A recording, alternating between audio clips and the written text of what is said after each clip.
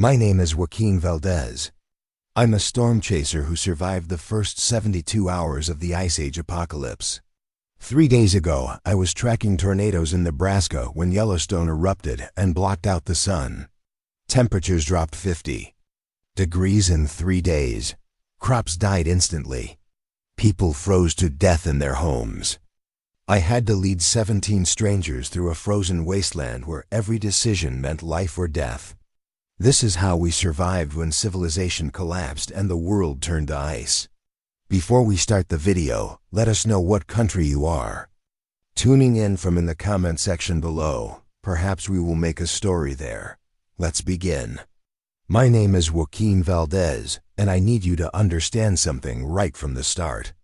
I've spent 12 years chasing the most violent storms nature can throw at this planet. I've driven through tornadoes that could flip 18-wheelers like toys. I've watched hurricanes tear apart entire cities. I've seen hail the size of softballs punch holes through car roofs. But nothing, and I mean absolutely nothing, prepared me for what happened 72 hours ago when the world ended not with fire, not with flood, but with ice that came faster than anyone thought possible. 3 days ago, I was doing what I always do in June. I was parked on a dirt road outside Grand Island, Nebraska, watching my weather instruments and tracking a beautiful supercell thunderstorm that was building to the west. The date was June 15th, 2025, and it was supposed to be just another day of storm chasing. The temperature was a perfect 78 degrees. The corn was green and tall in the fields around me. Kids were probably playing in swimming pools somewhere nearby. It was summer in America, exactly like it should be. I remember checking my equipment that morning before I left my motel in Omaha. My truck is loaded with more weather monitoring gear than most small television stations have. I've got dual polarization radar, atmospheric pressure sensors, wind speed indicators, temperature gauges, humidity monitors, and communication equipment that can reach the National Weather Service from anywhere in the continental United States. This equipment has kept me alive through situations that would kill most people, and that morning it was all reading exactly what you'd expect for a June day in Nebraska. But here's the thing about being a storm chaser. You develop instincts. You learn to read signs that normal people never notice. Your body starts to feel changes in atmospheric pressure before your instruments do. You notice when birds are flying in patterns that don't make sense. You pick up on electromagnetic interference that might mean severe weather is brewing somewhere beyond the horizon. And that morning, something felt wrong. I couldn't put my finger on it at first. The supercell I was tracking was developing normally. The temperature was rising as it should. The wind patterns were textbook for severe thunderstorm development. But my radio equipment kept picking up strange interference. Little bursts of static that didn't match any weather phenomenon I knew. My satellite communication system was having trouble maintaining clear signals. Even my GPS was acting flaky, losing signal for a few seconds at a time. I've been doing this long enough to know that when multiple electronic systems start malfunctioning simultaneously, it usually means there's some kind of massive electromagnetic disturbance happening somewhere. Solar flares can cause this kind of interference, but I hadn't heard any space weather warnings. Military exercises sometimes create electromagnetic pulses, but nothing was scheduled in this area. It was like the atmosphere itself was being charged with energy from some unknown source. Around 11 o'clock that morning, I was positioned about 20 miles east of Grand Island, watching this supercell develop when my weather radio started picking up chatter from other storm chasers in the area. Most of it was routine communication about wind speeds and rotation signatures, but there was an undercurrent of confusion in the voices. Other chasers were reporting the same electronic interference I was experiencing. Equipment failures, GPS problems, radio static that shouldn't exist in clear atmospheric conditions. I remember thinking that maybe we were dealing with some kind of unusual solar activity. Sometimes the sun throws out electromagnetic radiation that can disrupt communications on Earth. But when I checked the space weather reports on my satellite internet connection, everything showed normal solar conditions. No flares, no coronal mass ejections, no geomagnetic storms. Whatever was causing the interference wasn't coming from space. The supercell was beautiful that day. It had that classic anvil shape that forms when a thunderstorm hits the tropopause and spreads out like a mushroom cloud. The updraft was strong enough to punch through 40,000 feet of atmosphere. Lightning was flickering inside the cloud structure, and I could see the telltale signs of rotation that might produce a tornado. This was exactly the kind of storm I lived to study, and under normal circumstances, I would have been completely focused on tracking its development. But I couldn't shake the feeling that something bigger was happening. The electromagnetic interference was getting stronger as the day progressed. My ham radio was picking up emergency services chatter from farther and farther away, which suggested that radio signals were bouncing off atmospheric layers in ways that weren't normal. I started hearing traffic from Colorado, Wyoming, even as far west as Utah.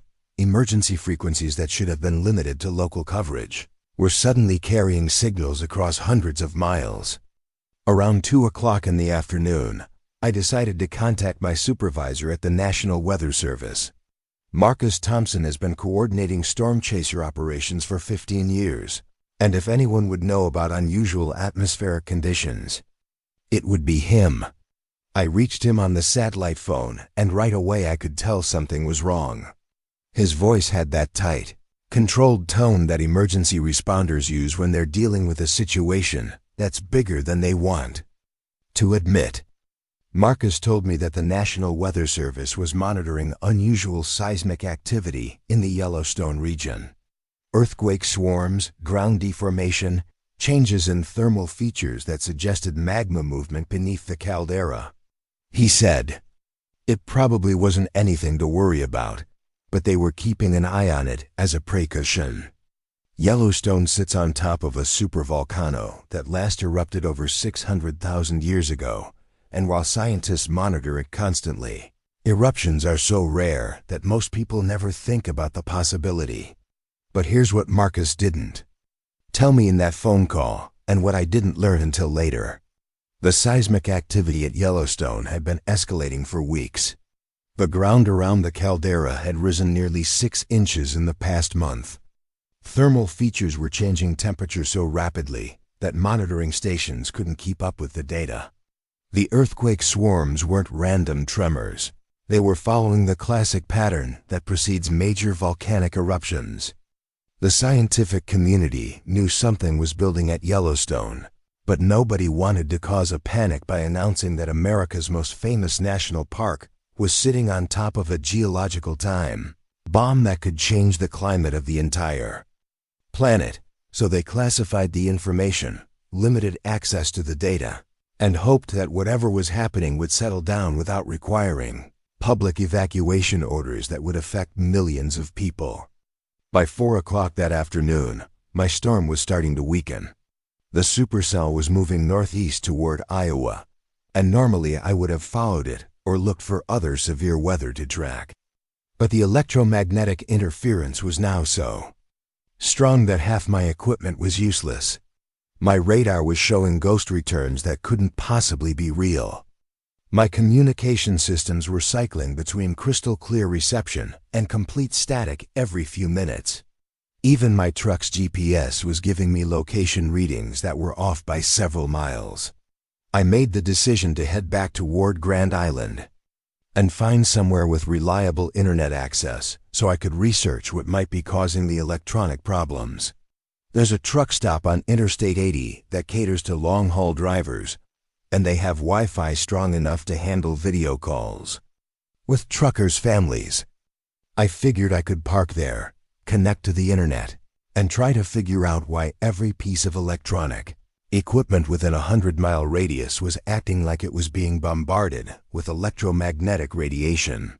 The drive to the truck stop should have taken about 30 minutes, but it ended up taking almost an hour because my GPS kept losing signal and giving me wrong directions. I had to navigate using road signs and landmarks, which isn't difficult in Nebraska where the roads are laid out in a grid pattern. But it was frustrating to have technology that normally works perfectly suddenly become unreliable. When I finally reached the truck stop, the parking lot was busier than usual for a weekday afternoon. Long-haul truckers, families on road trips, local people who seemed to be gathering for some reason I couldn't identify. There was an energy in the air that reminded me of the way people behave when severe weather is approaching. That mixture of excitement and nervous tension that makes everyone move a little faster and talk a little louder than normal. I parked my storm-chasing truck next to a group of 18-wheelers and walked inside to buy coffee and get access to the Wi-Fi network. The truck stop had several flat-screen televisions mounted around the dining area, and they were all tuned to different news channels. Most of the screens were showing routine afternoon programming, but one was displaying a weather map that caught my attention immediately. The map showed atmospheric pressure readings across the western United States, and there was something seriously wrong with the data. Normal atmospheric pressure at sea level is about 30 inches of mercury, and it varies by maybe an inch or two during typical weather patterns. But this map was showing pressure readings in parts of Wyoming and Montana that were off the charts. Either the monitoring equipment was malfunctioning on a massive scale, or something was happening to the atmosphere that I'd never seen before. I found a table near one of the televisions and connected my laptop to the truck stop's Wi-Fi network. The first thing I did was check the United States Geological Survey website for earthquake data. What I found made my blood run cold. Yellowstone had experienced over 300 earthquakes in the past 24 hours. The largest was magnitude 4.8, which isn't huge by earthquake standards, but the pattern was unmistakable. The epicenters were clustered directly beneath the Yellowstone caldera, and they were getting stronger and more frequent as the day progressed. I pulled up the National Weather Service's upper atmosphere data and found more disturbing information. Wind patterns at 30,000 feet were showing massive disruptions over the Rocky Mountain region. Jet stream flows that should have been moving west to east were curving in directions that made no meteorological sense. It was like something was injecting enormous amounts of energy into the upper atmosphere, creating wind patterns that defied normal physics. The electromagnetic interference I'd been experiencing all day suddenly made perfect sense. Major geological events can generate electromagnetic pulses that disrupt electronic equipment. When underground magma chambers shift, when tectonic plates slip, when massive amounts of rock and metal move beneath the Earth's surface, they can create electromagnetic fields strong enough to interfere with radio communications and GPS satellites.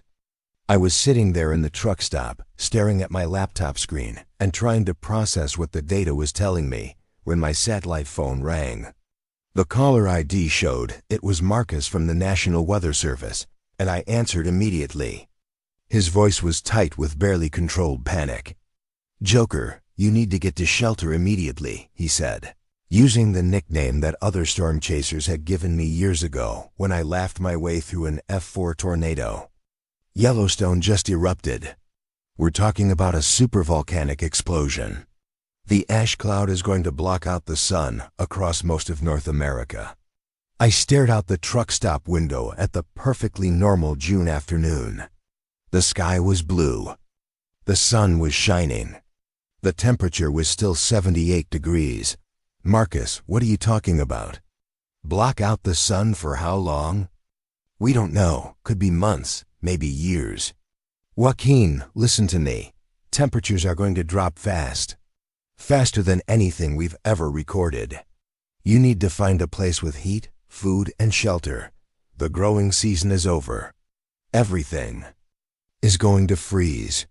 That's when I looked toward the western horizon and saw something that will be burned into my memory for the rest of my life. The sky was turning black. Not storm cloud black, not the gray black of severe weather.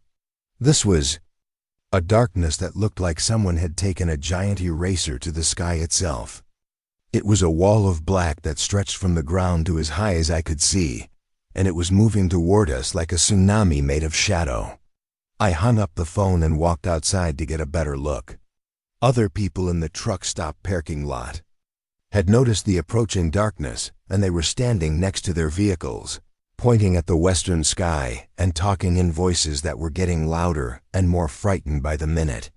The wall of darkness was maybe 50 miles away, but it was moving fast.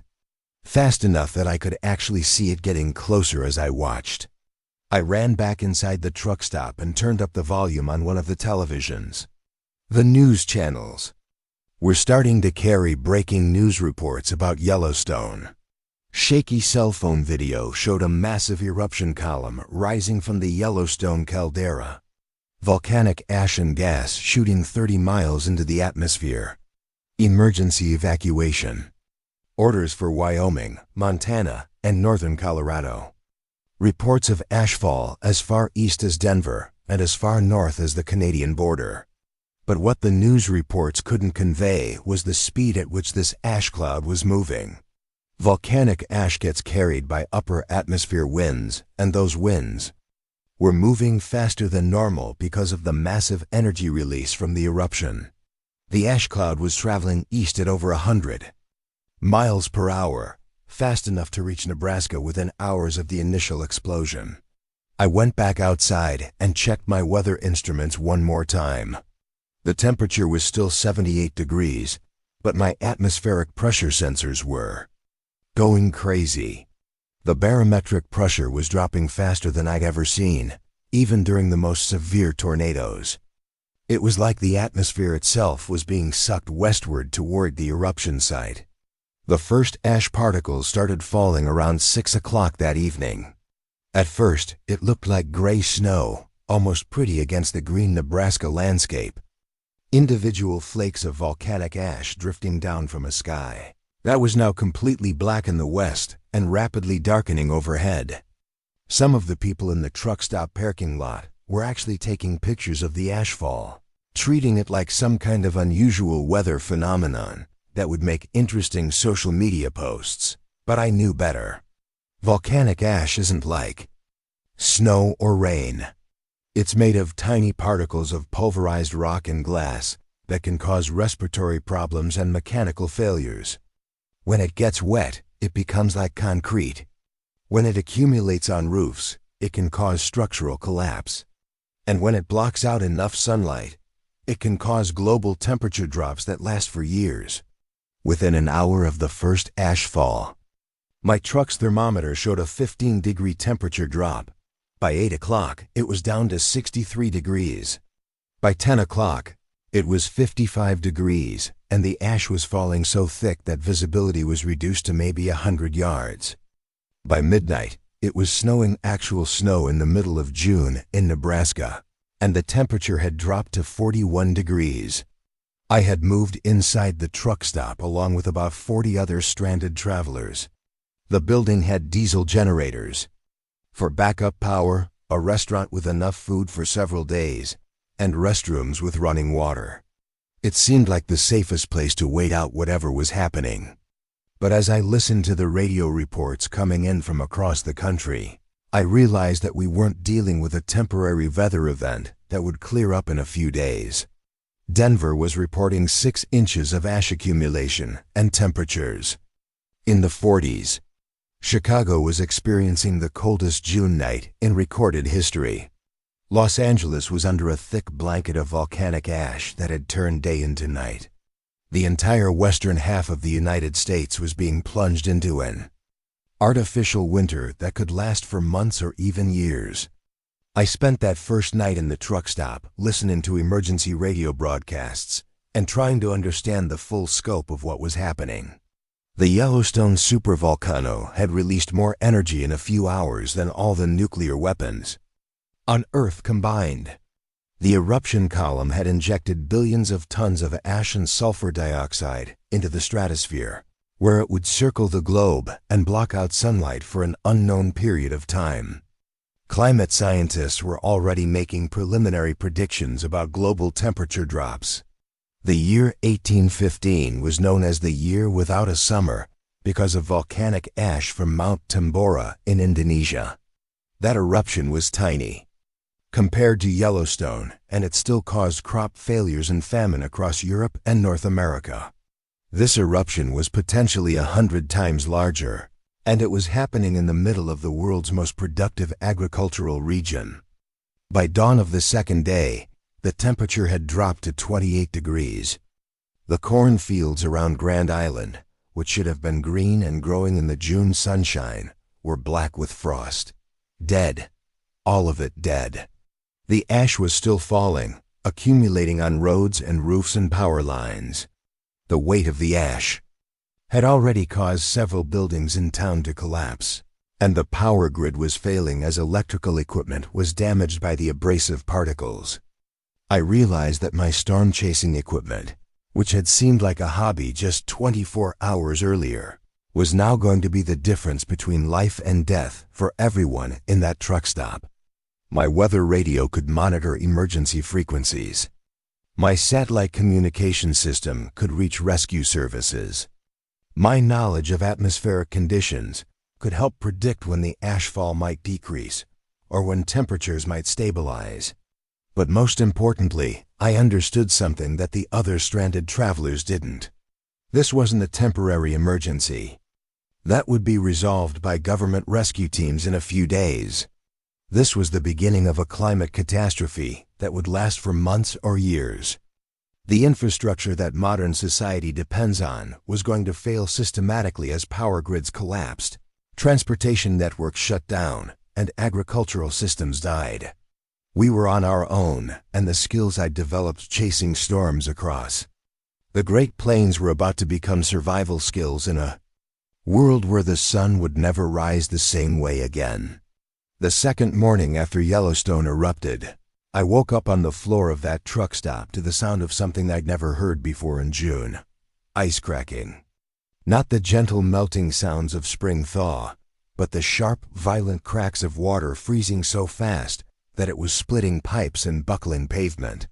The temperature had dropped to 28 degrees, and everything outside was covered in a layer of volcanic ash so thick it looked like the surface of an alien planet. I checked my weather instruments and found readings that shouldn't exist in the natural world. The atmospheric pressure was still dropping, which meant the weather was going to get worse, not better. The humidity levels were through the roof because all that volcanic ash was acting like condensation nuclei, turning every bit of moisture in the air into ice crystals. And the wind patterns were completely chaotic, swirling in directions that made no meteorological sense, because the normal temperature gradients that drive weather systems had been destroyed by the ash cloud. The truck stop had about 40 people in it by that second morning. Families who had been traveling cross-country when the eruption hit. Long-haul truckers whose routes had been blocked by ash-covered highways. Local people from Grand Island who had lost power and heat in their homes. And all of them were looking at me because I was the one with the weather equipment and the communication gear that could tell them what was happening in the outside world. I need you to understand something about the people I was dealing with. These weren't survivalists or preppers who had been planning for catastrophic events. These were ordinary Americans who had been going about their normal lives when the world ended. A retired couple from Florida driving to visit their grandchildren. In Minnesota, a single mother with 2 young kids trying to get home to Denver. Truck drivers who transported everything from furniture to groceries across the interstate highway system. None of them had any experience with survival situations, and most of them were still expecting government rescue teams to show up and take care of everything. But I could see in their faces that morning that reality was starting to sink in. The news reports on the radio were getting more desperate by the hour. Entire cities were losing power as ash accumulated on electrical equipment. Highways were becoming impassable as the weight of ash caused overpasses to collapse. Airports were shut down because volcanic ash can destroy jet engines in minutes. The transportation and communication networks that hold modern society together were failing systematically, and there was no plan for dealing with a catastrophe of this magnitude. I made the decision that morning to take informal leadership of our group, not because I wanted the responsibility, but because I had the technical knowledge and equipment that could keep people alive. I gathered everyone in the truck stops, DINING area, and explained what my weather instruments were telling me about our situation. The ashfall was going to continue for at least another week, maybe longer. The temperature would keep dropping as the ash cloud blocked more and more sunlight. We could expect another 10 to 15 degree drop over the next few days, which would put us well below freezing even during daytime hours. The power grid in the area was already failing, and we couldn't count on the truck stop's generators running indefinitely because fuel deliveries weren't going to resume anytime soon. Most importantly, I told them that we couldn't expect rescue from outside. Every emergency response system in the country was dealing with the same crisis we were facing.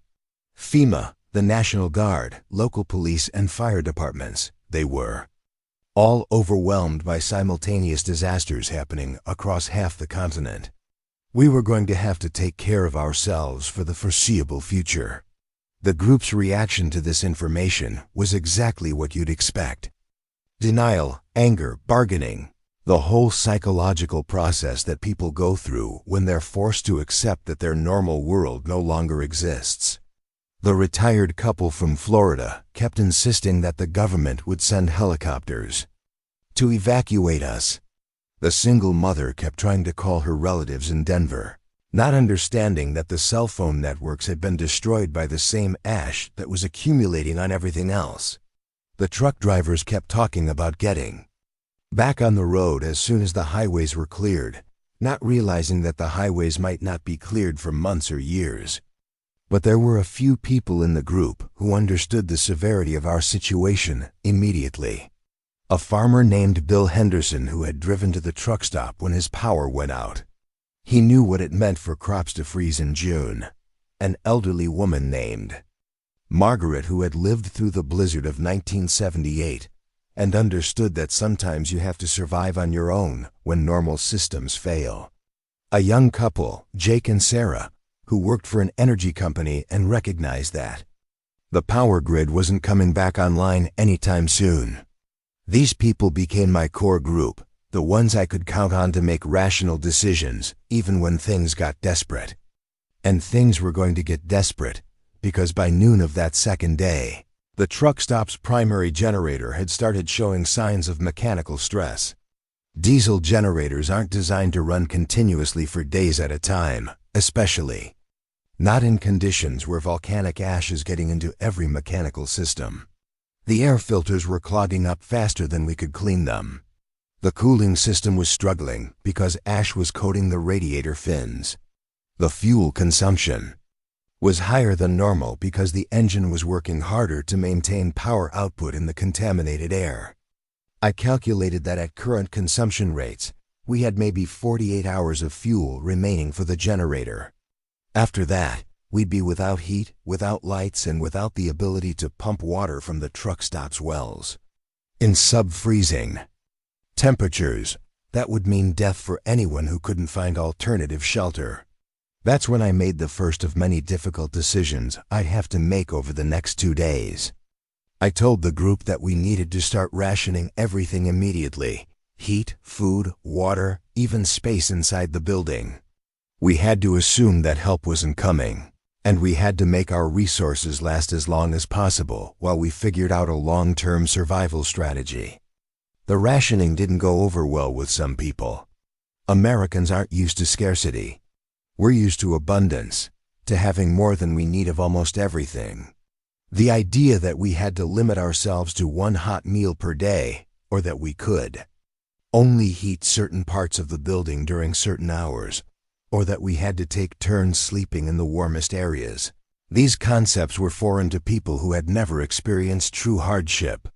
But the farmer, Bill Henderson, backed me up. He explained to the group that rationing during emergencies isn't just about fairness, it's about mathematics. If 40 people consume a finite amount of resources at normal rates, those resources disappear quickly. If the same 40 people reduce their consumption by half, the resources last twice as long. And in a survival situation, lasting twice as long might mean the difference between living until rescue arrives and dying before help can reach you. Margaret, the elderly woman who had lived through the blizzard of '78, also supported the rationing plan. She told stories about how her family had survived that winter by carefully managing their food and fuel, how they had heated only one room of their house, how they had eaten smaller meals to make their supplies last longer, how they had shared resources with neighbors who were in worse situations than themselves. By the afternoon of the second day, we had the rationing system in place, but I could see that it was only a temporary solution. The generator was still consuming fuel faster than I wanted. The building was still losing heat faster than we could produce it, and the weather outside was getting worse instead of better. My instruments showed that another storm system was approaching from the west, bringing more ash, more snow, and even colder temperatures. That's when I decided we needed to send out a scouting party to look for additional resources and alternative shelter options. The truck stop was a good temporary refuge, but it wasn't sustainable for long-term survival. We needed to find a location with better insulation, more efficient heating systems, and access to renewable fuel sources. I volunteered to lead the scouting mission, along with Bill Henderson and Jake from the young couple. We bundled up in every piece of warm clothing we could find, loaded emergency supplies into Bill's pickup truck, and prepared to venture out into the ash-covered wasteland that Nebraska had become. The world outside that truck stop was unlike anything I had ever seen. The ash layer was now almost 6 inches deep, and it was still falling steadily. The stuff wasn't like snow, which you can brush off easily. Volcanic ash is abrasive and sticky, and when it gets wet, it turns into a cement-like substance that's incredibly difficult to remove. It coated everything: trees, buildings, vehicles, power lines, road signs. The landscape looked like it had been spray-painted gray. But the most disturbing thing wasn't the ash itself. It was what the ash had done to the living world. Every plant, every tree, every blade of grass was dead. Not just dormant for winter, but actually dead, killed by the combination of freezing temperatures and toxic volcanic particles. The cornfields that had been green and healthy 2 days earlier now looked like graveyards, with rows of black stalks sticking up through the ash like tombstones. We drove slowly through the countryside around Grand Island, checking abandoned farms and rural buildings for anything that might be useful for our survival. Most of the farmhouses had lost power when the ash accumulated on power lines and caused electrical failures. Many of the barns and outbuildings had suffered structural damage from the weight of ash on their roofs. But we did find some things that would be valuable for our group. At one farm, we discovered a propane tank that was still half full. Propane burns cleaner than diesel and doesn't require electrical systems to operate, so it could provide heat even if the truck stop's generator failed completely. At another farm, we found a storage shed full of canned goods and preserved foods that the farmer had apparently been saving for winter. And at a third location, we found something that would prove to be crucial for our long-term survival: a diesel fuel tank that served the farm's equipment. But while we were gathering these resources, I was also noticing signs that our situation was going to get much worse before it got better. The ash was continuing to accumulate at a rate of about an inch per hour. The temperature was still dropping, now down to 25 degrees even during the warmest part of the day. And most concerning of all, we started seeing dead animals everywhere. Cattle that had been caught in the open when the ashfall began. They had died from a combination of cold exposure and respiratory problems caused by breathing volcanic particles. Wild animals that had tried to find shelter but couldn't survive the sudden temperature drop. Even birds that had attempted to fly south but had been overcome by the toxic ash cloud. The death of the animals was a sign of something that most people in our group hadn't thought about yet. The food chain was collapsing.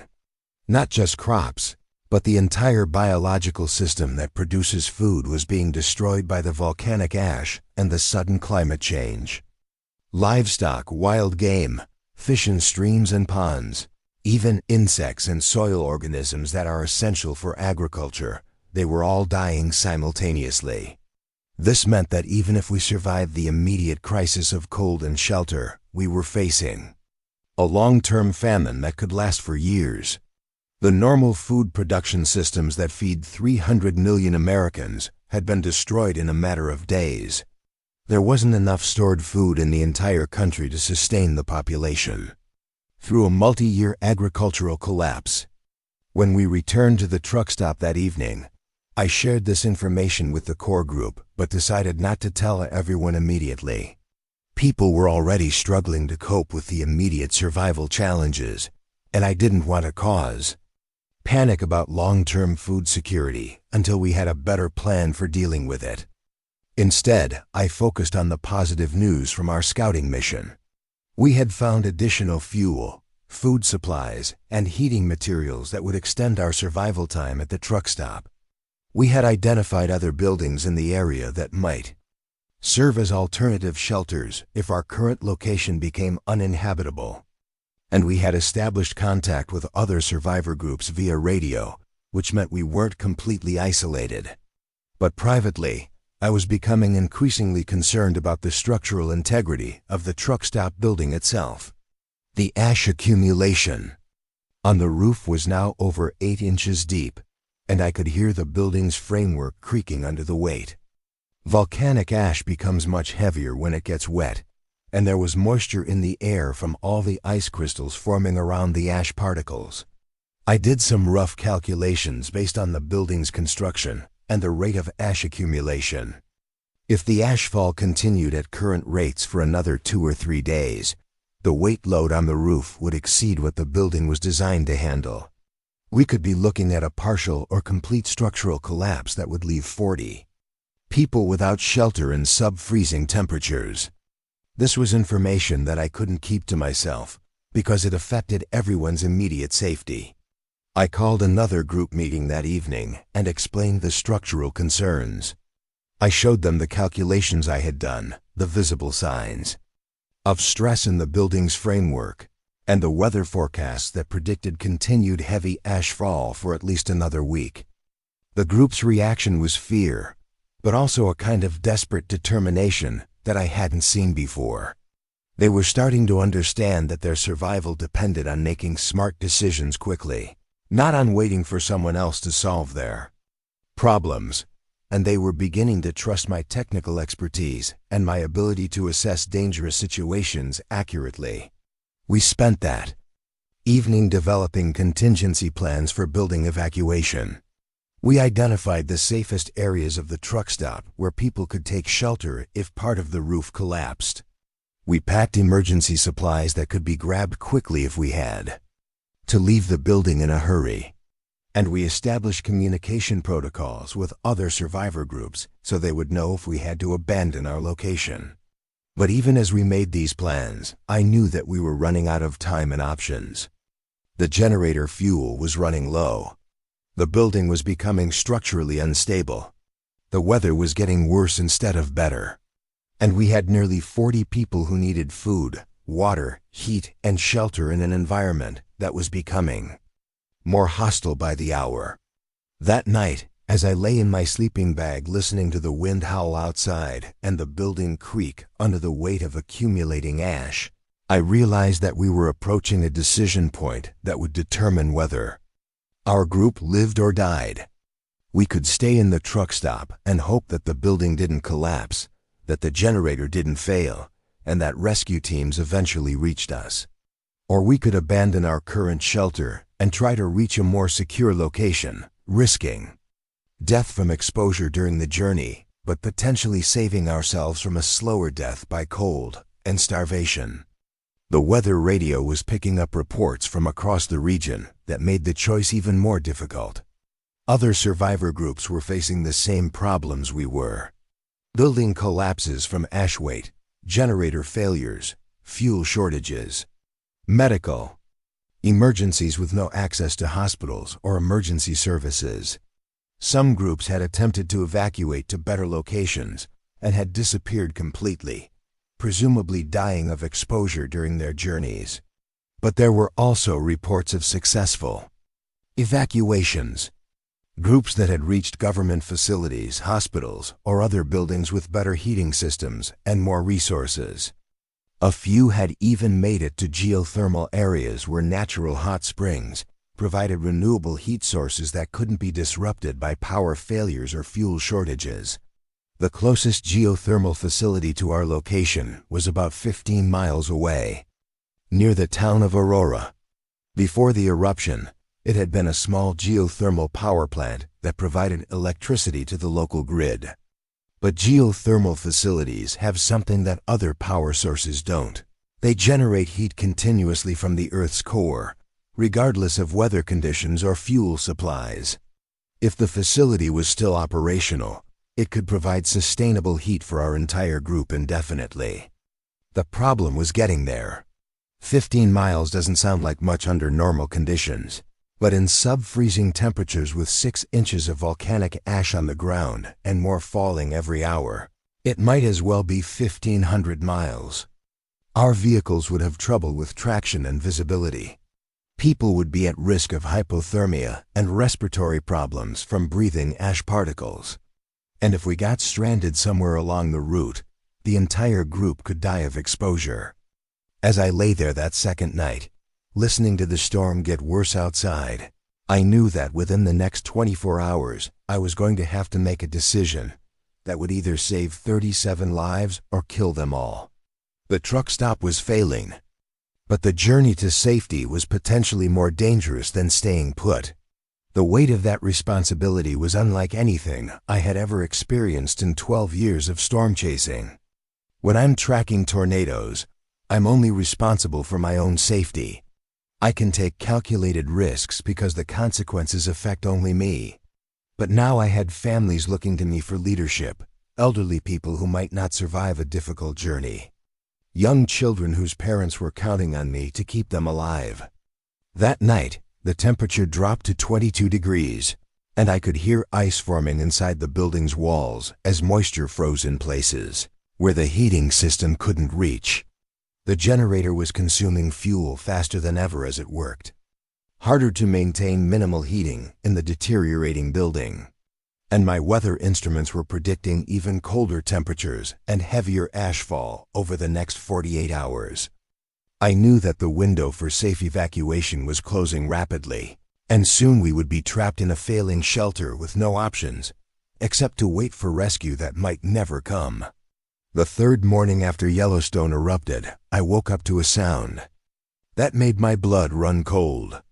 It was the deep groaning noise that buildings make when their structural framework is being pushed beyond its design limits. The truck stop's roof was sagging under the weight of volcanic ash that was now almost 10 inches deep, and I could see stress fractures forming in the ceiling tiles above our sleeping area. I immediately checked my weather instruments and found the readings I had been dreading. The temperature outside was now 20 degrees. The ash was still falling at a rate of nearly 2 inches per hour, and my barometric pressure sensors were detecting another major weather system approaching from the northwest. This new storm would bring even more ash, possibly mixed with freezing rain, that would make the accumulation on the roof even heavier and more dangerous. But the most critical problem was the generator. During the night, the diesel engine had started making irregular sounds that indicated serious mechanical stress. The air filtration system was completely clogged with volcanic ash despite our efforts to clean it every few hours. The cooling system was operating at maximum capacity, but still struggling to prevent overheating. And our fuel reserves were now down to less than 12 hours of continuous operation. I gathered the core group immediately and laid out the situation in terms that left no room for misunderstanding. The building would likely suffer structural collapse within the next 24 hours. The generator would fail completely sometime that afternoon or evening. The approaching storm would make conditions outside even more dangerous, but it would also make staying inside impossible once the heat and lights went out. Bill Henderson, the farmer who had become my most reliable advisor, looked at the ceiling and nodded grimly. He had seen barns collapse under snow loads before, and he recognized the warning signs of imminent structural failure. Margaret, the elderly woman who had survived the blizzard of 1978, was already gathering her few possessions and preparing for evacuation. Jake and Sarah, the young couple who worked for the energy company, were checking their vehicle to make sure it could handle the journey in ash-covered conditions. But when I announced the evacuation decision to the entire group, the reaction was exactly what I had expected and feared. About half the people understood the necessity and began preparing immediately. The other half refused to believe that abandoning our shelter was safer than staying put, even with the building literally falling down around us. The retired couple from Florida, Bob and Helen, were absolutely convinced that government rescue teams would arrive before the building collapsed. They had been listening to radio broadcasts from FEMA and state emergency management agencies that kept promising help for stranded civilians. They couldn't accept that those promises were largely meaningless when every emergency response system in the country was dealing with simultaneous disasters. The single mother with 2 young children, Lisa, was terrified of taking her kids out into the freezing ash storm.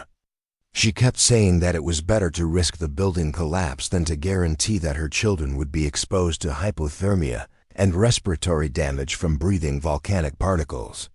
I understood her fear, but I also knew that staying in a building that was about to collapse was not protecting her children. It was condemning them. 3 of the truck drivers formed their own faction and announced that they were going to stay with their vehicles and try to drive out on the interstate highways once the ash stopped falling. They refused to believe that the highway system was completely shut down, even though radio reports had been confirming road closures and bridge collapses for 2 days.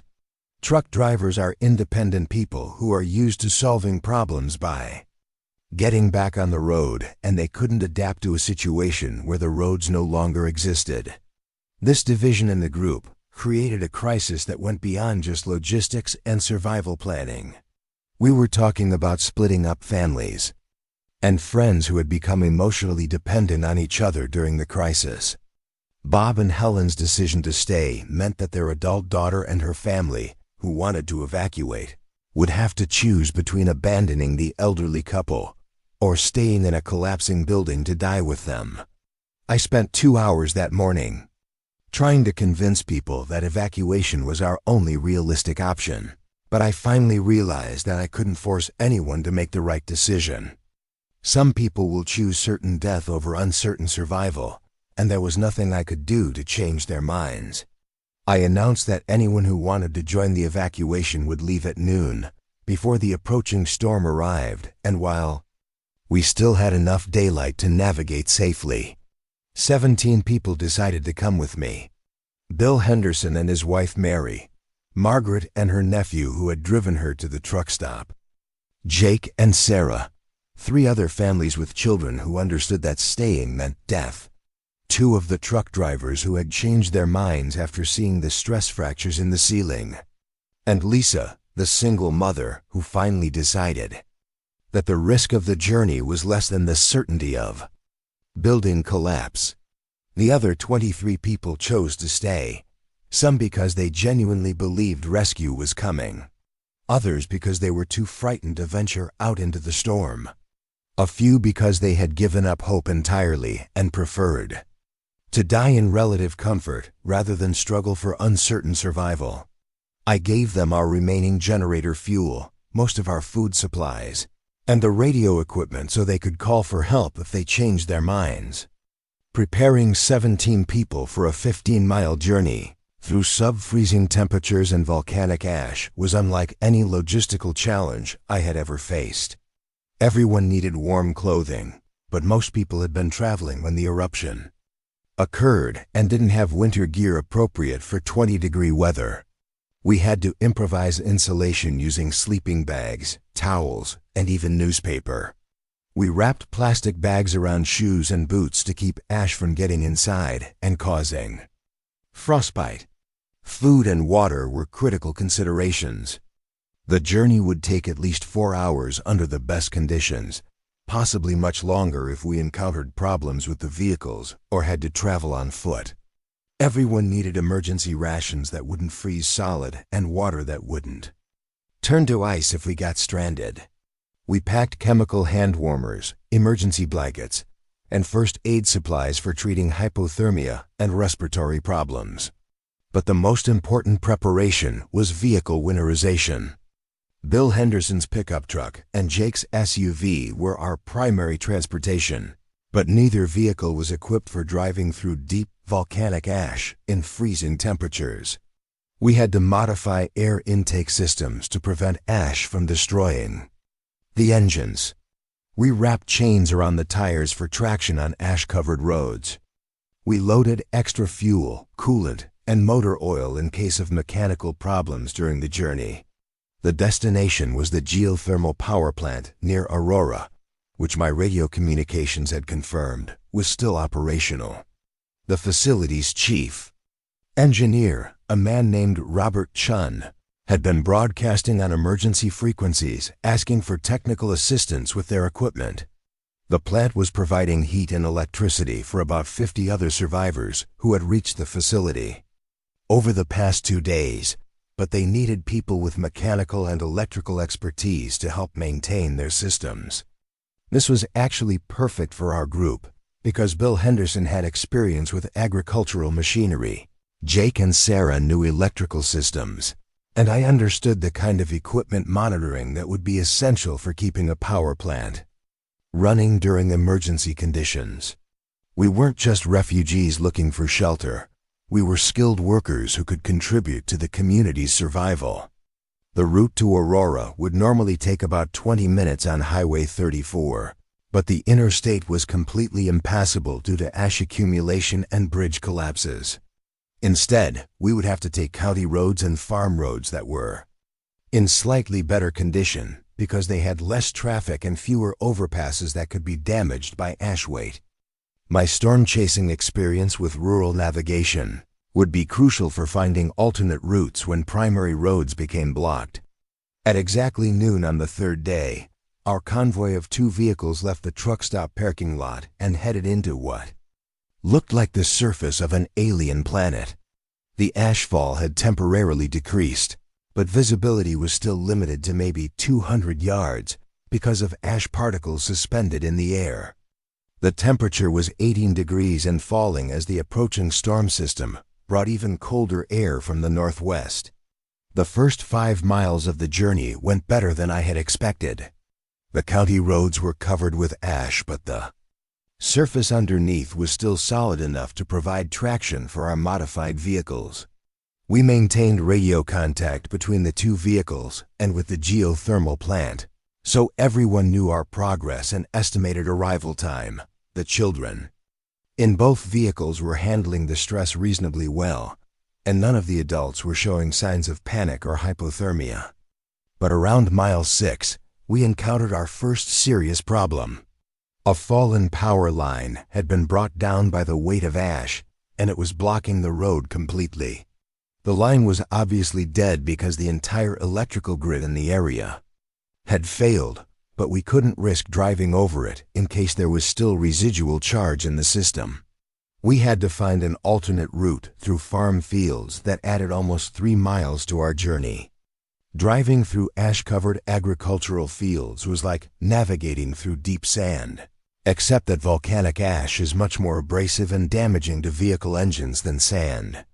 Both vehicles started running rough as ash particles worked their way into fuel systems and air filters despite our modifications. We had to stop every mile or so to clean air intake screens and check engine temperatures to prevent overheating. Around mile 10, Jake's SUV developed a serious mechanical problem. The ash had clogged the radiator so severely that the engine was overheating. Despite the sub-freezing outside temperature, We managed to clear most of the ash from the cooling system, but the engine was now running hot and would require constant monitoring to prevent complete failure. We also discovered that our fuel consumption was much higher than planned because both engines were working harder in the contaminated air. That's when the approaching storm system arrived ahead of schedule. The ashfall increased dramatically, reducing visibility to less than 50 yards. The wind picked up to 35 miles per hour, creating whiteout conditions that made navigation almost impossible. And the temperature dropped another 5 degrees to 13 degrees, which meant that anyone who got stranded outside would develop hypothermia within minutes. I made the decision to abandon the vehicles and continue on foot for the final 5 miles to the geothermal plant. The vehicles were becoming more of a liability than an asset in the worsening conditions, and we were close enough to our destination that we could reach it on foot if we moved quickly and stayed together as a group. But walking 5 miles through deep volcanic ash, in 13-degree temperatures with winds gusting to 35 miles per hour, was asking 17 people to perform at the limits of human endurance. Some of our group members were elderly. Some were young children, and several were already showing early signs of hypothermia and respiratory distress from breathing ash particles. I organized the group into a single file formation with the strongest adults, taking turns breaking trail through the ash drifts. We established buddy systems so that no one could fall behind or become separated without immediate notice. We rationed our emergency heat sources and shared body warmth whenever possible to prevent anyone from developing severe hypothermia. The next 3 hours were the most physically demanding of my entire life, fighting through knee-deep ash while carrying emergency supplies and helping elderly and young group members maintain the pace required for survival, navigating by compass and dead reckoning when visibility dropped to less than 20 feet. Stopping every few hundred yards to treat respiratory problems and warm up people who were showing signs of dangerous cold exposure. Margaret, the 74-year-old woman who had survived the blizzard of 1978, was struggling more than anyone else in the group. Her age and smaller body mass made her more vulnerable to hypothermia, and the physical exertion of walking through deep ash was exhausting her rapidly. But she refused to slow down the group or ask for help that might endanger other people.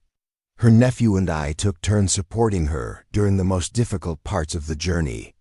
Lisa's 2 children, ages 8 and 10, were actually handling the conditions better than most of the adults. Children generate body heat more efficiently than adults, and they were small enough that the deeper ash drifts didn't impede their movement as much. But they were also breathing ash particles that could cause long-term respiratory damage, and there was nothing we could do to protect them completely while maintaining the pace necessary to reach shelter before hypothermia became fatal. Around mile 13, we encountered the most dangerous situation of the entire journey.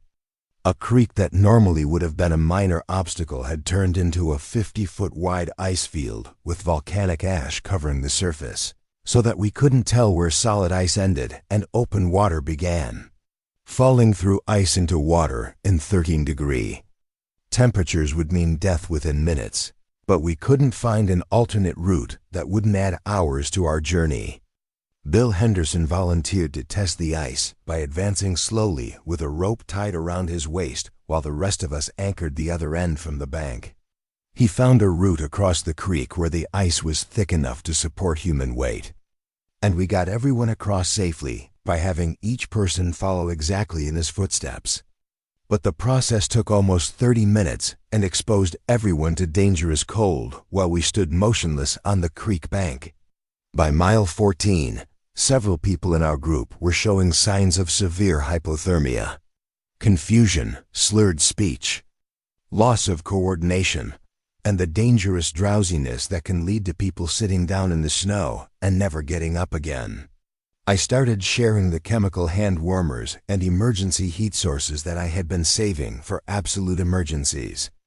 Knowing that we were close enough to our destination that we could risk depleting our reserves. That's when we finally saw the steam plumes from the geothermal plant rising through the ash-filled air like beacons of hope. The facility was still operating, still generating heat from the Earth's core that couldn't be disrupted by volcanic ash or power grid failures. We could see lights in the windows of the main building, which meant they had electricity and heat. After 17 hours of struggling through the worst conditions I had ever experienced, we were finally within sight of sustainable shelter. But the final half-mile to the plant entrance was the most treacherous part of the entire journey. The geothermal facility was surrounded by a security fence that we had to navigate in near-zero visibility. The access road was covered with ash drifts that were waist-deep in some places. And we were all so exhausted and cold that people were starting to make dangerous mistakes, like wandering away from the group or sitting down to rest in temperatures that would cause fatal hypothermia within minutes. I used my storm-chasing experience with emergency navigation to guide the group along the security fence until we found the main entrance. I established radio contact with Robert Chun, the chief engineer, who immediately came out with other survivors to help bring our people inside. The warm air that hit us when the facility doors opened was like stepping into paradise after the frozen hell we had been traveling through for the past 6 hours. 17 people had left the truck stop that afternoon. 17 people made it to the geothermal plant alive. But as we collapsed in the heated main building of the facility, I knew that our survival was still far from guaranteed. We had reached a place with sustainable heat and electricity, but we were now dependent on equipment and systems that we didn't fully understand.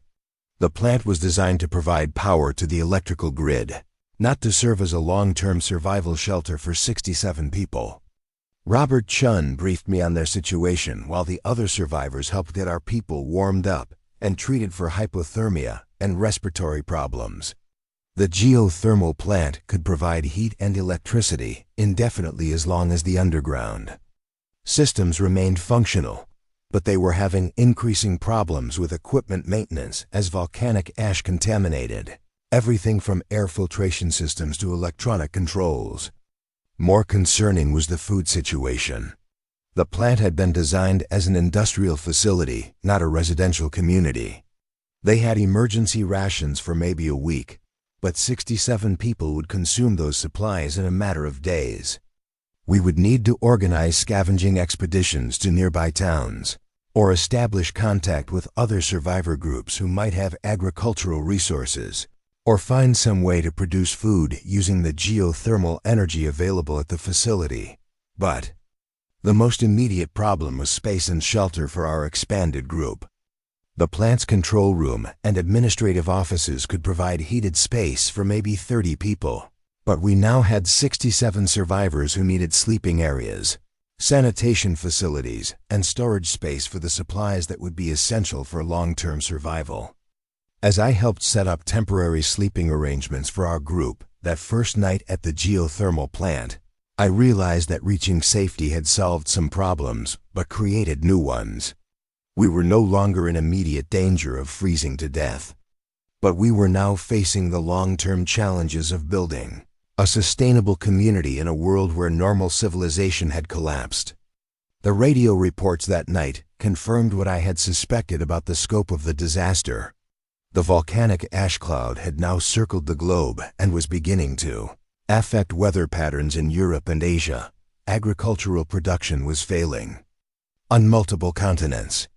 Major cities were experiencing food riots as supply chains collapsed and grocery stores ran out of basic necessities. The federal government was declaring martial law in affected areas, but they lacked the resources to provide meaningful assistance to millions of displaced and stranded civilians. We had survived the first 72 hours of the Ice Age apocalypse, but the real test of our survival skills was just beginning. We had heat, we had electricity, and we had each other. But we were isolated in a world that was becoming more dangerous and desperate by the day, and we would have to learn how to build a new kind of society if we wanted to survive the months or years of climate catastrophe that lay ahead of us. That first night at the geothermal plant should have been a relief after the nightmare journey through the ash-covered wasteland, but instead it became the beginning of our most dangerous crisis yet. While our group of 17 survivors was recovering from hypothermia and exhaustion, Robert Chun pulled me aside to discuss problems that he hadn't wanted to mention over the radio, where other groups might be listening. The geothermal facility was experiencing cascading equipment failures that threatened to shut down the entire operation within days. The volcanic ash wasn't just coating the exterior equipment, it was infiltrating the control systems, clogging air filtration units, and causing electrical shorts in critical monitoring equipment. Worse yet, the plant's computer systems were starting to malfunction due to electromagnetic interference from the continuing volcanic activity at Yellowstone. Robert explained that geothermal plants require constant monitoring and adjustment to maintain safe operations. Underground pressure levels, fluid temperatures, turbine speeds, electrical output, all of these systems needed precise control to prevent catastrophic failures that could destroy the facility and kill everyone depending on it for survival. But the plant's automated control systems were designed to operate with clean air, stable electrical grids, and regular maintenance using specialized parts that were no longer available. The most critical problem was with the main circulation pumps that moved geothermal fluid through the underground system. These pumps were powered by electric motors that required computer-controlled variable speed drives to operate efficiently. The volcanic ash was causing the variable speed drives to overheat and malfunction, which meant the pumps were running at inefficient speeds that could damage the underground geothermal wells permanently. If those pumps failed completely, the geothermal plant would lose its heat source within hours. The underground thermal energy would still exist, but without circulation pumps to bring the hot water to the surface, the facility would become as cold and lifeless as every other building in the region. 67 people would be left without heat in sub-zero temperatures with nowhere else to go for shelter. But Robert had an even more disturbing piece of information. Over the past 3 days, he had been monitoring radio communications from other survivor groups across the region, and the reports were becoming increasingly desperate. Government evacuation centers were running out of food and fuel. Military bases were going offline as their power systems failed. Even major hospitals were losing heat and electricity as their backup generators consumed the last of their emergency fuel supplies. More ominously, Robert had intercepted radio chatter that suggested some survivor groups were becoming violent. Desperate people were raiding other communities for food, fuel, and shelter. Armed groups were forming to protect resources and territory. The normal social structures that maintain order during emergencies were breaking down as people realized that government help wasn't coming and that survival depended on taking resources from others. The geothermal plant's radio antenna and reliable power supply made it a valuable communication hub for the entire region, which meant that other groups knew about our location and our resources. Some of these groups were genuinely seeking mutual aid and cooperation, but others were clearly scouting for potential targets. Robert had already received radio calls from armed groups demanding information about our food supplies, fuel reserves, and defensive capabilities.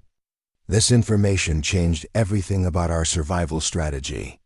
We weren't just dealing with technical challenges of maintaining the geothermal plant and finding food for 67 people. We were potentially facing armed attacks from desperate groups who viewed our facility as a resource to be captured rather than a community to be joined. I spent the early morning hours of our second day at the plant working with Robert and the other technical people in our group to assess the equipment problems and develop emergency repair procedures. Jake and Sarah, the young couple with electrical experience, were invaluable for troubleshooting the computer control systems. Bill Henderson's mechanical knowledge translated well to understanding pump and turbine maintenance. Even Margaret, despite her age, had practical experience with machinery from her years on a farm that helped us improvise solutions using available materials.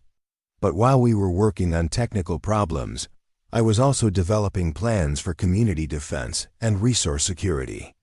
My storm-chasing experience had taught me to think about multiple scenarios simultaneously and to prepare for the worst possible outcomes, even while hoping for better ones. And the worst possible outcome in our situation was an armed attack by a larger, more desperate group that wanted to take our facility by force. The geothermal plant had some natural defensive advantages. It was isolated from main roads, surrounded by open ground that would make surprise attacks difficult, and built with industrial structures that could provide cover and concealment during a firefight. But it also had critical vulnerabilities. The main control room had large windows that could be shattered by gunfire.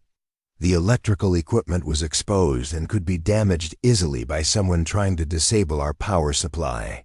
Most importantly, we had 67 people, including children and elderly.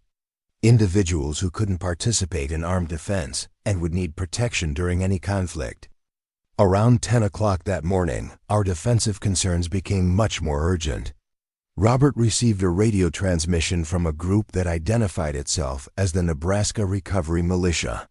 They claimed to be coordinating survivor communities and providing security services for the region. But their questions about our facility's layout, personnel, and resources sounded more like intelligence gathering for a potential attack than legitimate offers of assistance. The militia group's leader, who called himself Colonel Williams, demanded detailed information about our food supplies, fuel reserves, weapons inventory, and the number of able-bodied men in our community. When Robert tried to redirect the conversation toward mutual aid and information sharing, Colonel Williams became increasingly aggressive and threatening. He announced that the militia was requisitioning resources from all facilities in the region for redistribution to areas of greater need. This was obviously a euphemism for armed robbery, but it was phrased in quasi-legal language that suggested these people were trying to justify their actions as some kind of legitimate emergency authority. I had heard similar rhetoric from militia groups during previous disaster situations, where desperate people convinced themselves that their survival needs justified taking resources from others by force. After that radio transmission, I knew we had maybe 24 hours before the Nebraska Recovery Militia arrived at our facility with enough armed men to overwhelm our defenses and take everything we needed for survival. We had to decide immediately whether to try to defend the geothermal plant, abandon it, and try to reach safety elsewhere, or attempt some kind of negotiation that might preserve our community without triggering a violent confrontation. Abandoning the facility was essentially a death sentence for most of our group. Elderly people like Margaret, young children, and anyone with respiratory problems from breathing volcanic ash wouldn't survive another journey through the frozen wasteland outside. The nearest alternative shelter was over 50 miles away, and we didn't have vehicles or supplies for that kind of expedition in current weather conditions. Negotiation was also unlikely to succeed because groups like the Nebraska Recovery Militia typically don't stop with partial concessions. If we gave them some of our food and fuel, they would return for more until they had taken everything. And once they discovered that our facility could provide indefinite heat and electricity, they would want to control the entire operation, regardless of what happened to the people currently living there. That left defense as our only realistic option, even though we were poorly equipped for armed conflict. Our community included a few people with military or law enforcement experience, but most of us were civilians with no combat training. We had a small number of hunting rifles and shotguns, but nothing approaching the kind of weapons that an organized militia group would likely possess. However, we did have some significant advantages that could help us survive an attack if we prepared properly. The geothermal plant's industrial equipment could be used to create defensive barriers and obstacles. Our reliable power supply allowed us to operate lights, communications, and heating systems that would give us operational advantages over attackers who were probably operating with limited resources. Most importantly, we were defending a fixed position that we knew intimately, while any attackers would have to operate in unfamiliar terrain under difficult weather conditions. I spent the afternoon organizing our community's defense preparations. We moved all non-combatants to the most protected areas of the facility and established communication systems so everyone would know what was happening during an attack. We positioned our few weapons to cover the most likely approach routes and created fallback positions in case our perimeter defenses were overwhelmed. But the most important part of our defensive strategy was using the geothermal plant's own systems as weapons. We could disable the facility's lights to create darkness that would favor defenders who knew the layout. We could use the steam venting systems to create visual obstructions and potentially dangerous hot zones that attackers would have to avoid. We could even threaten to shut down the geothermal pumps entirely, which would eliminate the heat source. That made the facility valuable to anyone trying to capture it. Around 6 o'clock that evening, our radio monitoring equipment picked up transmissions that confirmed our worst fears. The Nebraska Recovery Militia was mobilizing a force of approximately 20 armed men to assault our facility sometime after midnight. They were discussing approach routes, equipment, assignments, and plans for controlling the facility once they had eliminated resistance from our community. But listening to their radio chatter also revealed critical information about their capabilities and limitations. They had military-style weapons and some tactical training, but they were not a professional military unit. Their communications discipline was poor, which meant they were revealing operational details that we could use to prepare countermeasures. Most importantly, they were operating with limited fuel and ammunition, which meant they couldn't sustain a long siege if we could survive their initial assault. The colonel's plan was to approach the facility from multiple directions simultaneously, overwhelm our defenses quickly, and capture the control room before we could disable the geothermal systems. They expected minimal resistance from what they assumed was a group of civilian refugees with no military experience. They were planning to use our facility as a base of operations for controlling other survivor communities in the region. This intelligence allowed us to develop a defensive strategy that could potentially turn their assumptions against them. Instead of trying to prevent them from entering the facility, we would allow them to penetrate our perimeter and then use our knowledge of the plant's layout to trap them in areas where we could control the engagement. We would make them think they were winning while actually drawing them into positions where their numbers and superior weapons would be less effective. The key to this strategy was the geothermal plant's maze-like interior layout. The facility had multiple levels, interconnected passages, and industrial equipment that created natural choke points and ambush positions. People who didn't know the building would have trouble navigating efficiently, especially in darkness or reduced visibility conditions. We could use this complexity to separate the attacking force and defeat them in smaller groups rather than facing their entire strength simultaneously. But implementing this strategy required precise coordination and nerves of steel from people who had no military training and were terrified of armed conflict. Margaret, despite being 74 years old, volunteered to help coordinate communications between our defensive positions. Lisa, the single mother, insisted on learning how to operate the facility's lighting controls so she could support the tactical plan even while protecting her children in the secure areas. Jake and Sarah took responsibility for the most dangerous part of our defensive plan. They would remain in the control room during the attack and threaten to shut down the geothermal systems if the militia tried to capture the facility. This was essentially a suicide mission because the control room was the attacker's primary objective, but it was also our most effective deterrent against complete occupation of the facility. Around 11 o'clock that night, I made a decision that went against every survival instinct I had developed during 12 years of storm chasing. Instead of trying to avoid the approaching danger, I positioned myself in the most exposed defensive position where I would have the best chance of communicating with the attacking force during the initial assault. My plan was to use my radio equipment to contact Colonel Williams directly once his people were inside the facility and convince him that capturing the geothermal plant would be more trouble than it was worth.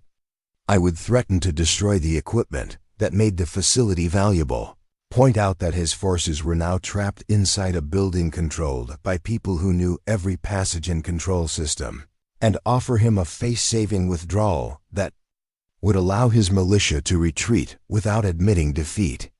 This strategy depended on the assumption that Colonel Williams was motivated primarily by practical survival needs rather than ideology or bloodlust. If he was a rational leader who could be convinced that attacking our facility was a losing proposition, we might be able to resolve the conflict without significant casualties. But if he was committed to capturing our resources regardless of cost, we would have to fight a battle that we were unlikely to win. As midnight approached, my weather monitoring equipment detected the approaching militia force long before they expected to be discovered. The electromagnetic signatures of their vehicles and radio equipment showed up on my storm-chasing instruments, the same way that severe weather systems do. I was able to track their movement and estimate their arrival time with the same techniques I used for predicting tornado paths. At 12:15 in the morning on our third day at the geothermal plant, 23 armed men in military-style clothing approached the facility from 3 different directions. They moved with reasonable tactical discipline, using hand signals and coordinated timing to surround the building before beginning their assault. But they also made the critical mistake of assuming that their night vision equipment and superior weapons would give them an overwhelming advantage against untrained civilians. The attack began with an attempt to cut our external power lines and disable our communications equipment. But the militia members didn't understand that a geothermal plant generates its own electricity internally and doesn't depend on external power sources. When the lights stayed on and our radio systems continued operating after they cut the main electrical lines, they realized that they were dealing with a more complex facility than they had expected. Their second mistake was trying to breach the facility through the main entrance, which we had deliberately left unlocked and unguarded to make it seem like an easy target. 6 militia members entered the building and immediately found themselves in a corridor system that led deeper into the plant, but didn't provide access to any critical systems. We had removed all the directional signs and blocked alternate passages, so that anyone unfamiliar with the layout would become lost in the industrial maze. While part of their force was wandering around inside the building trying to find the control room, the remaining militia members outside were dealing with problems they hadn't anticipated. The volcanic ash was interfering with their radio communications and night vision equipment. The sub-zero temperatures were draining their batteries and making their weapons less reliable. Most importantly, they were operating in an environment where every sound carried clearly through the frozen air, which meant that our people inside the building could track their movements and coordinate defensive responses. At 12:45, I established radio contact with Colonel Williams and offered him the face-saving withdrawal that I had hoped would end the conflict peacefully.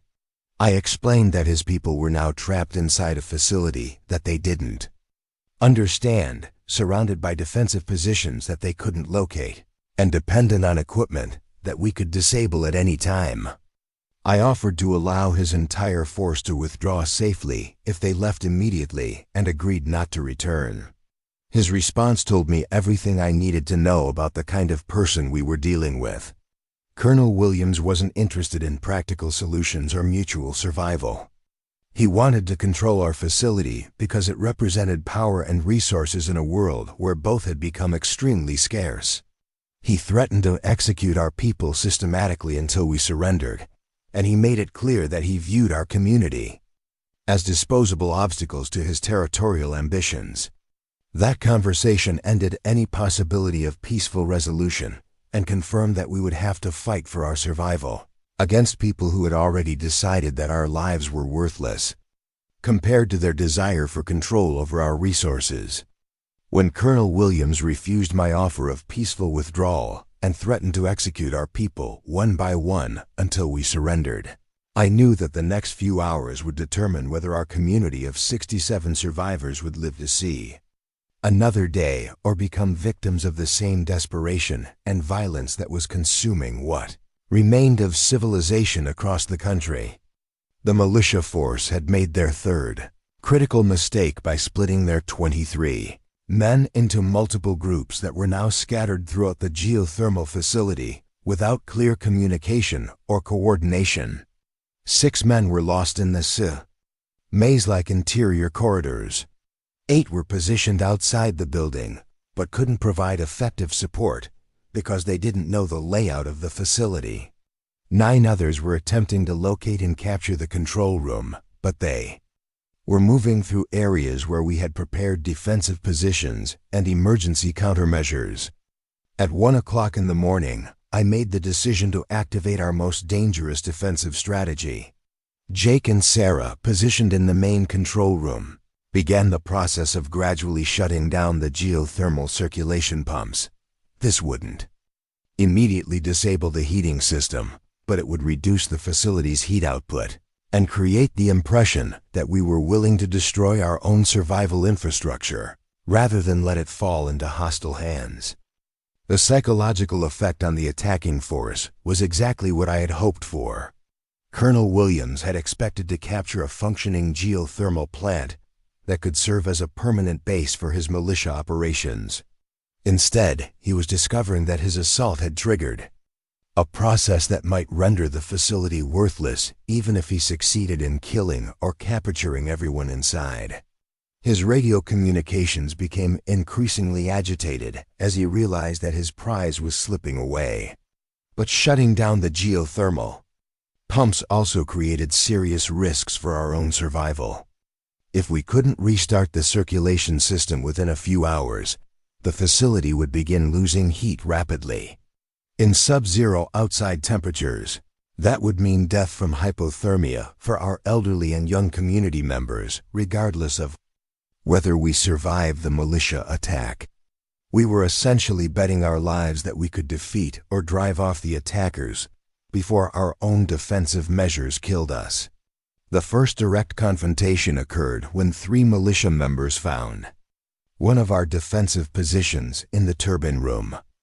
Bill Henderson and 2 other men from our community had been positioned there to control access to the main machinery areas, but they were civilians with hunting rifles facing trained fighters with military weapons. The engagement lasted less than 2 minutes and resulted in 1 militia member wounded and our people retreating to secondary positions deeper in the facility. However, that brief firefight also demonstrated something crucial about our defensive strategy. The industrial environment of the geothermal plant made conventional military tactics less effective than the militia had expected.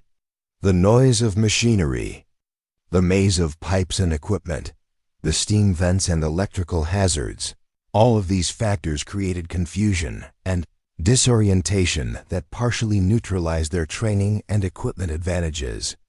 More importantly, every minute that the militia spent fighting their way through the facility was time that we used to implement additional defensive measures.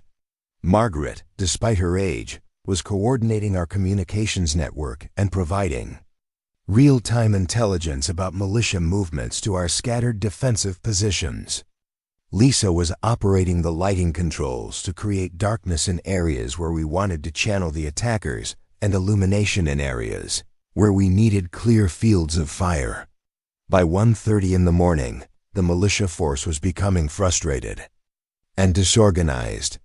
Their original plan had called for rapid capture of the control room, followed by negotiated surrender of the remaining defenders. Instead, they were engaged in a building-by-building search through an industrial facility that seemed designed to confuse and delay attackers. Their superior numbers were becoming less relevant as they were forced to advance through narrow passages and doorways where only 1 or 2 men could operate effectively at a time. Colonel Williams made his fourth and most critical mistake when he ordered his outside forces to attempt a direct assault on the control room through the main windows. This attack exposed his people to defensive fire from multiple positions and required them to approach across open ground where they could be seen clearly despite the darkness and falling ash. 2 militia members were wounded in this assault, and the others were forced to retreat to covered positions where they could no longer effectively support the interior operations. At this point, I realized that we had achieved something I hadn't thought possible when the attack began. We had taken a force of 23 trained fighters and reduced their effective strength to maybe 12 or 13 men who were scattered, confused, and operating without clear objectives or mutual support. The geothermal plant's industrial environment had neutralized most of their advantages and created conditions where our defensive preparations could be effective despite our lack of military training. But our success was also creating new dangers that could prove fatal even if we drove off the militia attack. The partial shutdown of the geothermal circulation system was causing facility temperatures to drop faster than I had calculated. The control room where Jake and Sarah were positioned was still warm, but outlying areas of the building where our non-combatants were sheltering were becoming uncomfortably cold. We had maybe 2 hours before hypothermia became a serious threat to our most vulnerable community members. Around 2 o'clock in the morning, I made contact with the 6 militia members who were still lost in the interior corridor system and offered them individual surrender terms. These men had become separated from their unit, were running low on ammunition, and were probably beginning to realize that their assault was failing. I told them that anyone who laid down their weapons and surrendered would be given warm clothing, hot food, and medical treatment for any injuries they had sustained. 3 of them accepted this offer immediately. They were cold, hungry, frightened, and had no clear idea of how to rejoin their unit or complete their mission. When they discovered that surrender meant warm shelter and decent treatment rather than execution or torture, they provided valuable intelligence about Colonel Williams' remaining forces and tactical plans. The surrendering militia members confirmed what I had suspected about their group's capabilities and limitations. They were not professional soldiers, but rather desperate civilians who had organized for mutual protection and resource acquisition. Their weapons and equipment were impressive, but their training was minimal, and their unit cohesion was poor. Most importantly, they were operating with limited supplies and no logistical support, which meant they couldn't sustain operations for more than a few hours without returning to their base camp. This information allowed me to develop a strategy for ending the conflict decisively rather than simply defending until the militia withdrew. If we could capture or neutralize Colonel Williams and his remaining leaders, the rest of their force would likely abandon the attack and retreat to avoid being stranded without command authority. The geothermal plant would be secure, and we could restart the circulation pumps before facility temperatures dropped to dangerous levels. The key to this strategy was using our knowledge of the building's layout to isolate Colonel Williams from his remaining followers. Radio intercepts indicated that he was positioned in the administrative offices area with 4 other militia members, trying to coordinate the continuing assault while avoiding the defensive positions we had established throughout the facility. If we could trap this command group in that area and force their surrender, the remaining attackers would be leaderless and demoralized.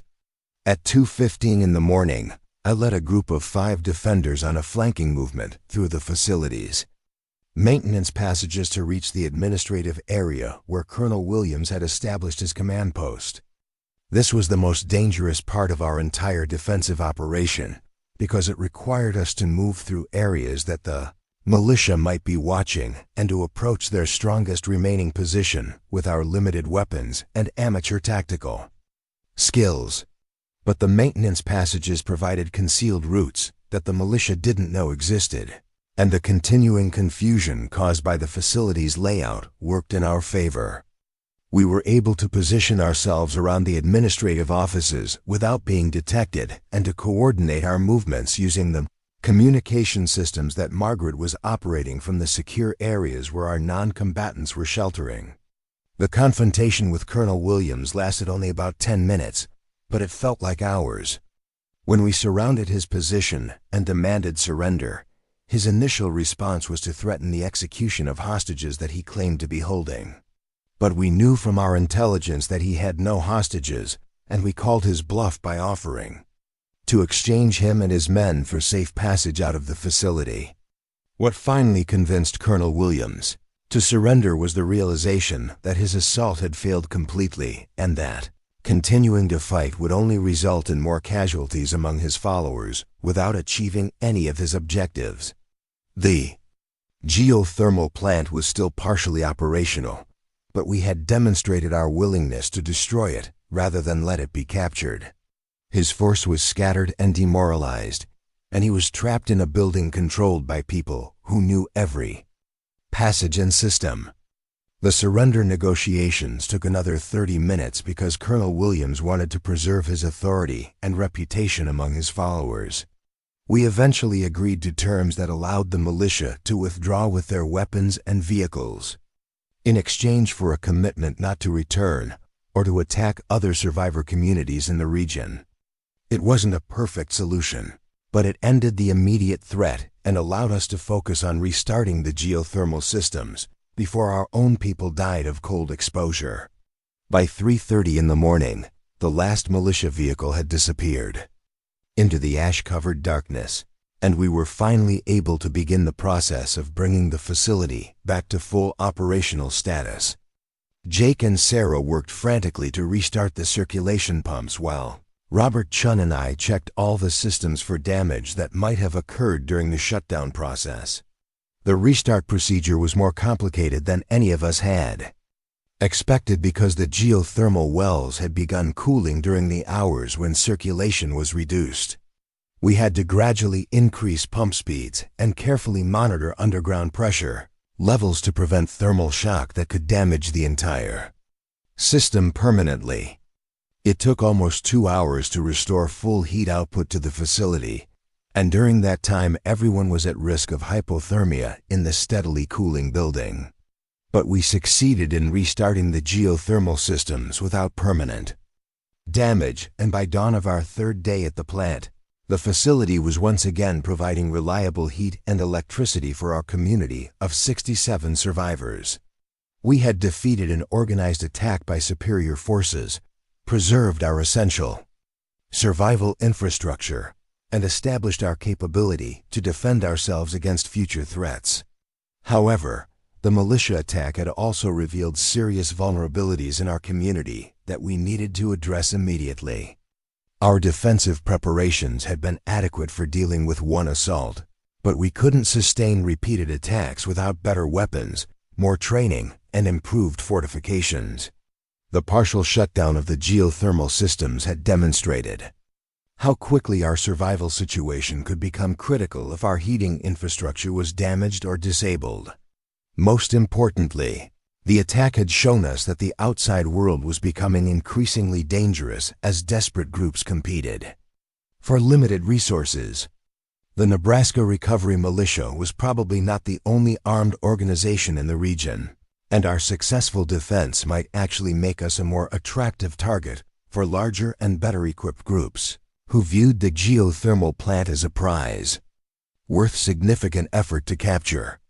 Over the following day, we implemented comprehensive security improvements based on what we had learned during the militia attack. We established regular guard schedules, improved our communication systems, and created backup plans for defending the facility if the geothermal systems were threatened again. We also began training all able-bodied community members in basic defensive tactics and weapons handling so that we wouldn't be dependent on just a few people for our security. But our most important long-term strategy was establishing contact and mutual aid agreements with other survivor communities in the region. Isolated groups like ours would always be vulnerable to attack by larger forces, but networks of cooperating communities could provide mutual defense and resource sharing that would make everyone stronger and more secure. Through our radio communications, we made contact with survivor groups at a hospital in Lincoln, an agricultural commune near Hastings, and a refugee camp that had been established at a military depot in North Platte. Each of these communities had different resources and capabilities, and we began organizing regular information sharing and mutual assistance programs that would benefit everyone involved. The hospital group had medical expertise in pharmaceutical, supplies that were essential for treating injuries and illnesses that we couldn't handle at the geothermal plant. The agricultural commune had food production capabilities and farming knowledge that would be crucial for long-term survival once the stored food supplies ran out. The military depot had weapons, ammunition, and defensive expertise that could help all of our communities resist future attacks by hostile groups. By the end of our third day at the geothermal facility, we had transformed from a collection of desperate refugees into the foundation of a functioning survival community. We had heat, electricity, security, and the beginning of a support network that could sustain us through the long-term climate crisis that scientists were predicting would last for years. The radio reports that we monitored during those final hours of our 72-hour survival period confirmed that our situation, while still dangerous and uncertain, was better than what most Americans were experiencing. Major cities were experiencing complete infrastructure collapse as power grids failed and food distribution systems shut down. Rural areas were being abandoned as agricultural production stopped and transportation networks became impassable. Even government facilities and military bases were struggling to maintain basic operations as their supply chains were disrupted by the continuing volcanic activity and climate disruption. We had survived the first 72 hours of the Ice Age apocalypse by making difficult decisions quickly, using technical expertise to solve problems that most people couldn't handle, and working together as a community even when individual survival seemed impossible. But more than that, we had learned that survival in a collapsed world required not just preserving life, but rebuilding the social and economic systems that make human civilization possible. The storm chaser skills that had defined my life before Yellowstone erupted had become survival skills in a world where normal weather patterns no longer existed. My ability to read atmospheric conditions, navigate in dangerous environments, and make quick decisions under pressure had kept 67 people alive through the most catastrophic natural disaster in human history. But the most important thing I learned during those 72 hours was that surviving an apocalypse isn't just about individual preparedness or technical knowledge.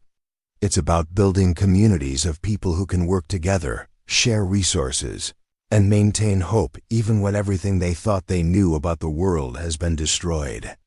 3 days after Yellowstone erupted and changed the planet forever, we were no longer just survivors of a natural disaster. We were the beginning of whatever human civilization would become in a world where the sun might not shine normally for years, where crops wouldn't grow in most agricultural regions, and where the infrastructure that supported 300 million Americans had collapsed in a matter of hours. The Ice Age apocalypse was far from over, but we had proven that with the right knowledge, the right decisions, and the right people working together, it was possible to survive even the worst catastrophe nature could throw at us. And if we could survive the first 72 hours, we could survive whatever came next.